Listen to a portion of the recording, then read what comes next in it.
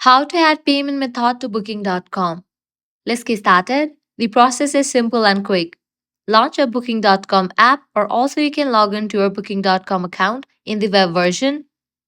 After you log in, you'll be directed to this page. Now, at the top right corner, you're going to find your profile icon. Click on that. Different options will appear. Navigate to the option Manage Account. Now, click on the option Payment Methods. From this page, you are able to add payment method to your Booking.com account. Click on the option Add Card. Now, go ahead and provide your card details, card holder's name, card number, and then expiration date. After you provide all the details, click on Save. With that, your payment method will be updated on Booking.com. So, that's a wrap for this video.